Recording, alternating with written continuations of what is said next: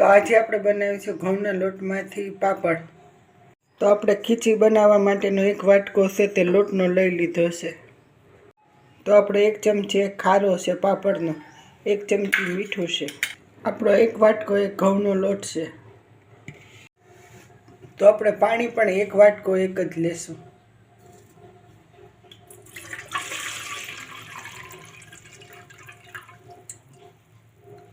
તેને ગરમ કરવા મૂકી દેશું। આપણે ગેસ ચાલુ કરી દીધો છે, પાણી ગરમ મૂકી દીધું છે। તો આ ખારો છે તે આમાં નાખી દેશું। તો મીઠું છે તે પણ નાખી દેશું। તો હવે આને ઢાંકીને ઉકળવા દેશું। તો આપણે પાણીને ઉકળવા દેશું। તો એકદમ પાણી ઉકળી જશે તો અહીં આપણે લોટ નાખી દેશું।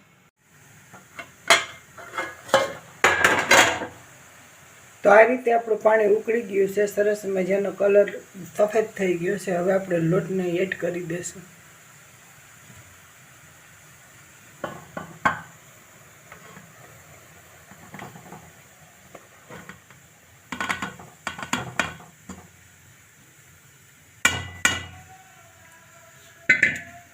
તો આ રીતે આપણે 2 મિનિટ ઢાંકી દેશું લોટને।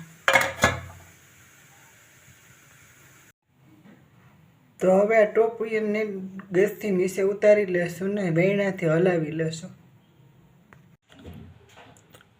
ટોપલીને આપણે નીચે ઉતારી લીધી છે, વેણાને આ રીતે ધીમે ધીમે હલાવશું।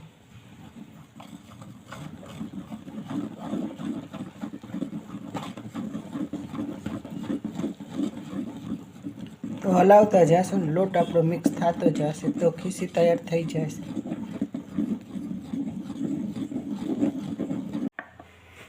તો આ રીતે આપણે ખીચી તૈયાર થઈ ગઈ છે।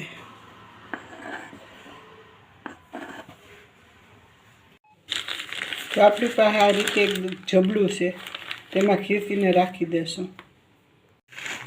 તો આ રીતે આપણે ખીચીને જબલામાં રાખીને મસરી લેશું। તો આ રીતે આપણે ખીચી તૈયાર થઈ ગઈ છે। તો આપણે પાટલામાં વણવાની હોય તો ગોળણા કરી લેવાના, નહીંતર આપણે પાસે મશીન હોય તો ગોળણા કરીને આપણે કેસરોલમાં રાખી લેવાના।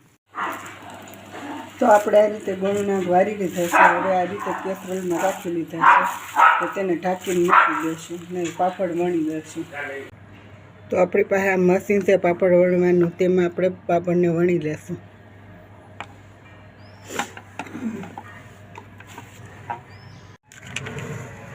તો આ રીતે આપણે ગોળ કોથરીને કટિંગ કરી લીધી છે। હવે બધા પાપડને વણી લેશું।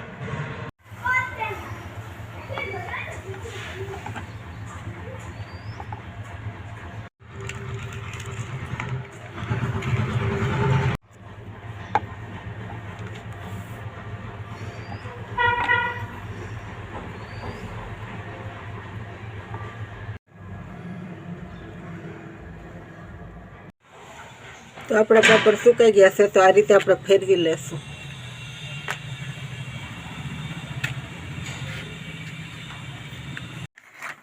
તો આ રીતે આપણે 2 દિવસ થયા છે, પાપડ સુકાઈ ગયા છે। તો તરીને ખાવા હોય તો તરીને પણ ખાઈ શકાય અને શેકીને ખાવા હોય તો શેકીને પણ ખાઈ શકાય। સરસ મજાના તૈયાર છે।